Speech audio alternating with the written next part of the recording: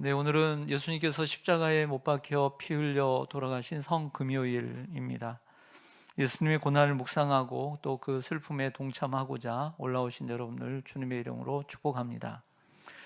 저는 오늘 베드로전서 2장 18절로 25절의 본문의 말씀을 가지고 고난을 당할 때 따라야 할 모범이라는 제목으로 말씀을 드리고자 합니다. 사도 베드로의 글입니다. 사도 베드로는 우리를 위해 고난받으신 예수님을 소개하고 있어요. 왜 뜻밖의 복음서도 아니고 왜 베드로 전서인가? 그 베드로 전서 속에 예수님의 십자가를 봐야 베드로가 말하고 있기 때문이죠. 예수님이 본을 끼쳐 그 자취를 따라오게 하셨다라고 21절에 소개합니다. 그러면서 오늘 설교의 포커스는 예수님이 하실 수 있었음에도 불구하고 하시지 않는 것에 대해서 포커스를 맞춰서 오늘 설교를 하려고 해요. 예수님이 십자가에 못 박히시는 날 하실 수 있었지만 하시지 않는 것에 대해서 말씀을 나누려고 해요. 그 부분에 대해서 베드로가 얘기를 해주고 있습니다. 23절입니다. 베드로전서 2장 23절에 보면 욕을 당하시되 맞대어 욕하지 아니하시고 고난을 당하시되 위협하지 아니하시고 오직 공의로 심판하신 이에게 부탁하시며. 아멘.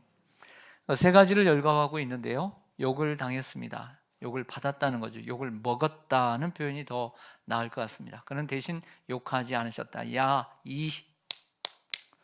이렇게 XX야 했는데 그러면 나도 해 안 해요? 나도 할 수 있잖아요. 상대방이 했으면 나도 할 수 있는 거잖아요. 예수님 그렇게 하지 않았다라고 하는 거죠. 자, 고난을 당하실 때 위협하지 않으셨다. 지금 고난을 가하고 있습니다. 여러 가지로 말로써 여러 가지 행동으로 고난을 당하고 있을 때 너 가만 안 둬? 너 크게 후회할 거야? 이렇게 말하지 않았다는 거예요. 위협하지 않았다는 거죠. 제가 여러분들 조금 느끼시라고 이렇게 표현을 한 거니까 이해가 더 잘 되죠? 네. 그리고 오직 공의로 심판하시는 하나님께 맡겼다라고 얘기를 해요. 이것이 예수님께서 십자가를 지신 모습이에요. 저는 오늘 예수님께서 십자가에 못 박히시는 현장으로 여러분들을 좀 잠시 데리고 갈 겁니다. 베드로가 우리를 인도하고 있기 때문이죠. 근데 그 가운데 베드로는 어떤 얘기를 하고 있냐면 예수님이 하실 수 있었음에도 불구하고 하시지 않았던 일에 초점을 맞추고 있다는 것입니다. 자, 어떤 것들인지를 한번 생각해 보기를 원합니다. 그렇다면 예수님께서 십자가에 못 박히시는 그날에 보이셨던 모습과 태도, 자세, 그걸 우리가 살펴보기 원합니다. 그러기 위해서 한 텍스트를 우리가 정해야 될 텐데 그래도 가장 방대한 양을 기록해주고 있는 마태복음이 가장 적절하다고 생각합니다. 마태복음 27장으로 우리가 한번 가보겠습니다. 성경 마태복음 27장입니다.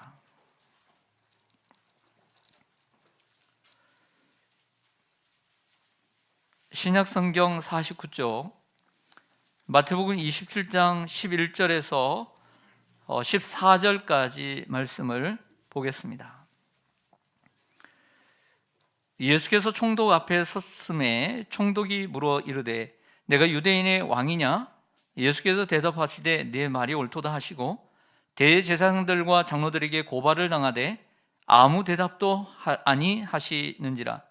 이에 빌라도가 이르되 그들이 너를 쳐서 얼마나 많은 것으로 증언하는지 듣지 못하느냐 하되 한마디도 대답하지 아니하시니 총독이 크게 놀라워하더라. 아멘. 예수님께서 고난 받으시는 날 보이신 태도 가운데 하나는 고발과 그러한 비난에 응수하지 않았다라고 하는 것입니다. 대제사장과 장로들은 고발을 했습니다. 거짓 증인까지 세워가면서 말이죠. 그러나 예수님은 아무 대답도 하지 않았습니다. 이에 총독 빌라도는 나서서 저들이 저렇게 말하지 않느냐라고 하는 태도를 보면요, 조롱 섞인 말이에요. 조롱하는 말이에요. 그런데 성경은 뭐라고 얘기하냐면 한마디도 대답지 아니하더라. 여러분, 예수님이 대답할 수 있었어요, 없었어요? 있었죠. 그런데 아무 대답도 한마디도 대답하지 않았다라고 말씀합니다. 왜 그랬을까요? 대답해봤자 아무 소용이 없었습니다. 예수님이 무슨 말을 한들, 예수님이 무슨 대답을 한들, 무슨 반응을 한들 그들이 믿겠습니까? 그리고 고지곳대로 믿고 그것을 따르겠습니까? 아니면 자기의 생각대로 죽이겠습니까?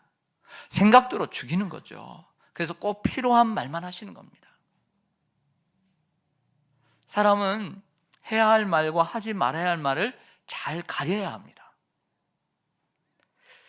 예수님은 아무 말도 하지 않음으로써 이사야 53장 예수님의 고난의 종에 대한 7절에 대한 말씀을 성취하십니다. 그가 곤욕을 당하여 괴로울 때에도 그는 입을 열지 아니하였으며 마치 도수장으로 끌려가는 어린 양과 털 깎는 자 앞에서 잠잠한 양같이 그의 입을 열지 아니하였도다. 두 번 얘기하는데 오늘 한 번은 아무 대답도 하지 않으시고 또 한 번은 한마디도 대답하지 않았다라고 두 번을 연거푸 얘기하고 있습니다. 사람은 모름지기 말해야 할 때와 침묵해야 할 때가 있습니다. 그런 분별력을 가지고 살아야 합니다. 예수님이 어떤 변명을 하시더라도 그들을 고발했던 대제사장과 사내들인 공회가 그러냐고 풀어주겠습니까? 그 고발을 물러서겠습니까? 총독이 눈치만 보는 총독이 말을 들어주겠습니까? 아니면 대다수의 권력 있고 힘 있는 청중들의 목소리를 듣겠습니까? 어떤 말을 해도 안 들었을 것입니다. 우리는 때로 어떤 말을 해도 상대방이 믿지 않으면 말을 하지 않는 것이 더 나을 때가 있습니다. 예수님은 비난에 응수하지 않으셨습니다. 두 번째로 마태복음 27장 27절로 가보겠습니다. 마태복음 27장 27절부터 31절까지 제가 읽겠습니다. 이에 총독의 군병들이 예수를 데리고 관정 안으로 들어가서 온 군대를 그에게로 모으고 그의 옷을 벗기고 홍포를 입히며 가시관을 엮어 그 머리에 씌우고 갈대를 그 오른손에 들리고 그 앞에서 무릎을 꿇고 희롱하여 이르되 유대인의 왕이여 평안할지어다 하며 그에게 침 뱉고 갈대를 빼앗아 그의 머리를 치더라.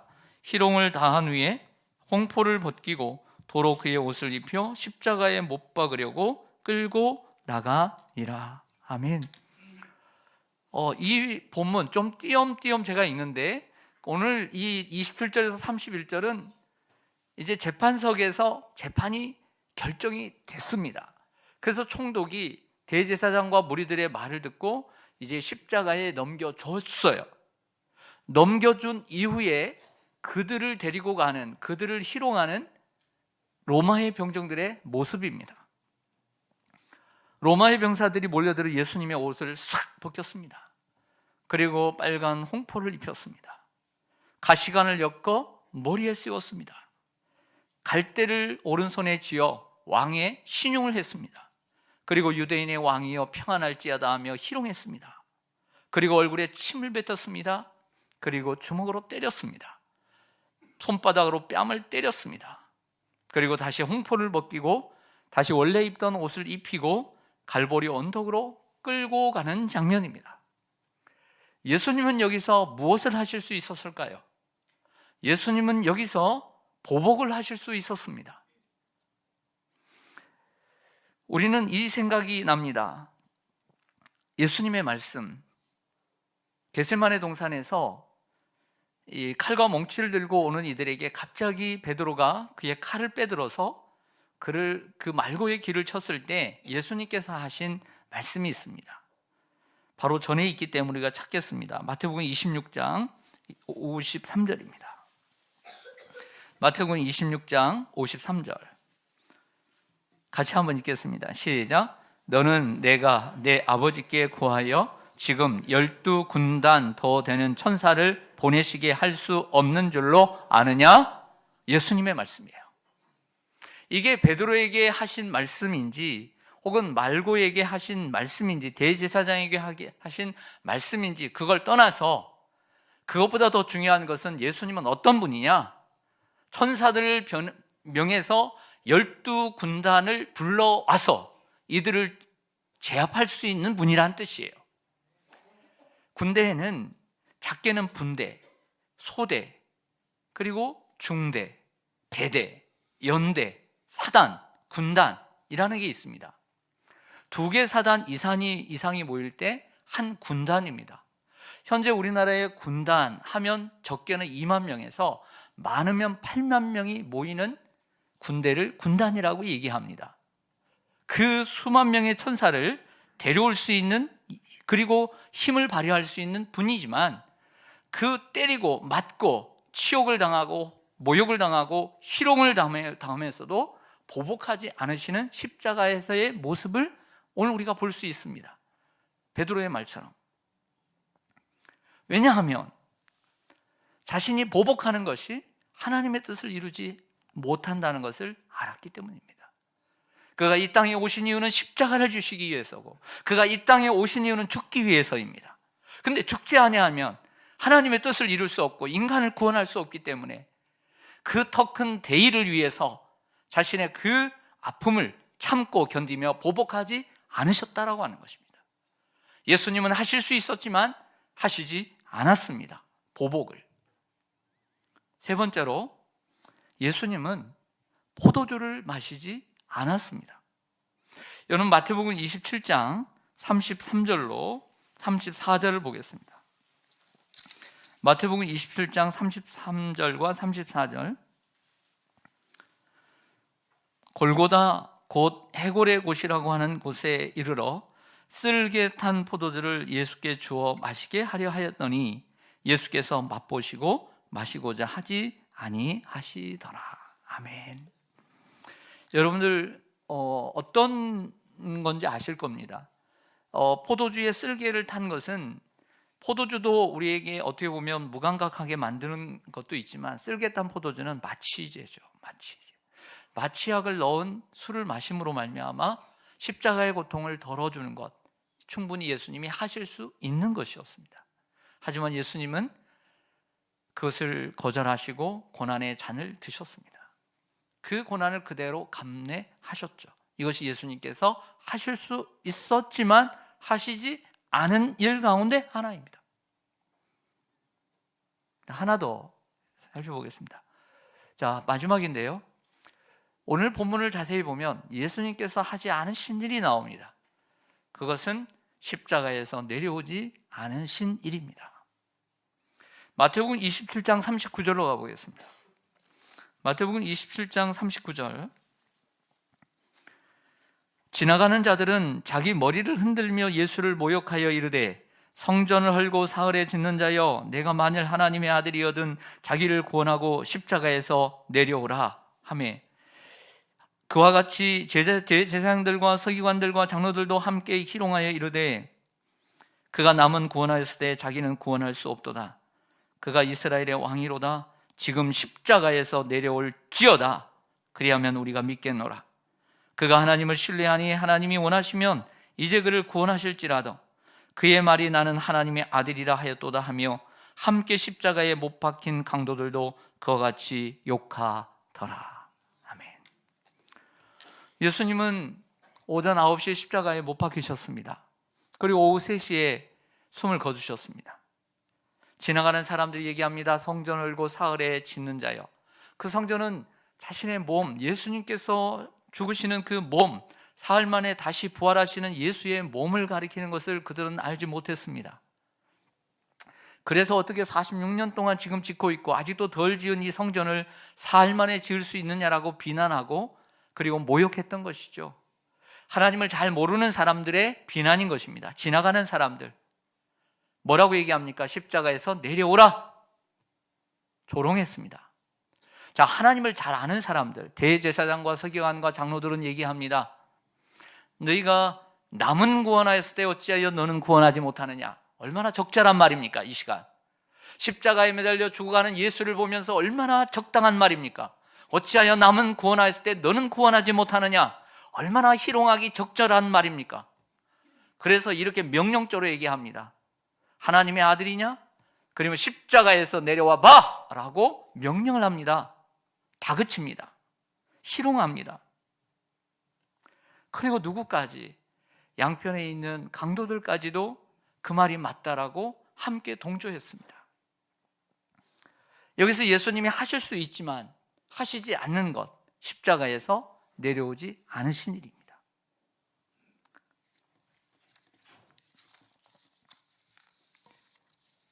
만약에 여러분들 가정을 한번 해보죠.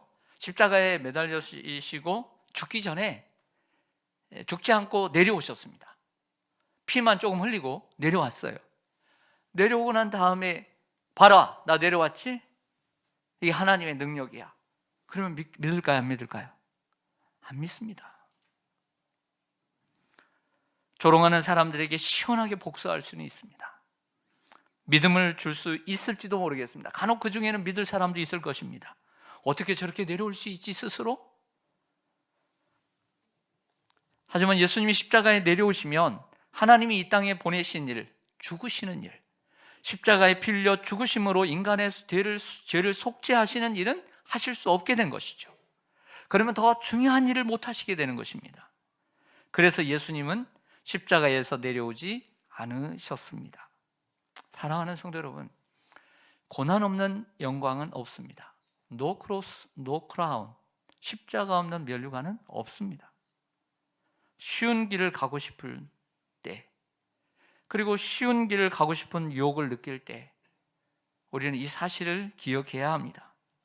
자, 끝으로 그렇다고 한다면 베드로가 예수님의 십자가를 생각하면서 성도들에게 권면했던 부당하게 고난을 당하는 성도들의 삶, 또 그 중에는 주인이 있고 종이 있고 노예가 있는데 노예로서 선한 주인을 만나지 못하고 악한 주인을 만나 고통당하며 부당한 일에 고통하며 아파하는 성도들에게, 초대교회 성도들에게 예수님의 십자가를 바라보고 예수님의 십자가를 생각하라.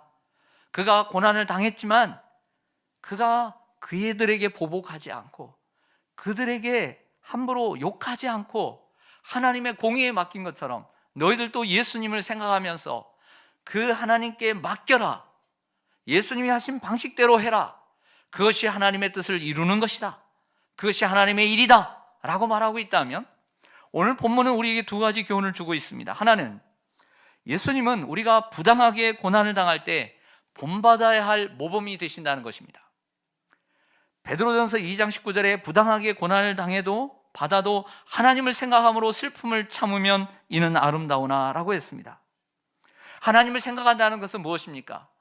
하나님을 생각한다는 것은 결국 십자가에 못 박히신 예수님을 생각한다는 것입니다. 십자가에 못 박히신 예수를 깊이 생각하는 것입니다. 그 십자가에 죄가 없으심에도 불구하고 그 죄를 스스로 지시고 죄인인 것처럼 묵묵히 그 걸음을 걸어가셨던, 억울한 일이 있고 부당한 일이 있을 때 죄가 없는데도 예수님은 십자가에 달리신 것처럼 그 예수님을 생각하면서 부당해도 억울해도 그 길을 걸어가라고 하는 것이 오늘 본문의 메시지입니다. 또 하나는 우리의 목적도 예수님처럼 내 뜻을 이루고 내 목적을 성취하는 데 있지 않고 아버지의 뜻을 이루고 아버지의 일을 위해서 우리가 살아간다라고 한다면 아버지의 그 뜻을 이루고 하나님의 일을 성취하는 데 있어서 예수님은 우리의 모범이 되신다는 것입니다.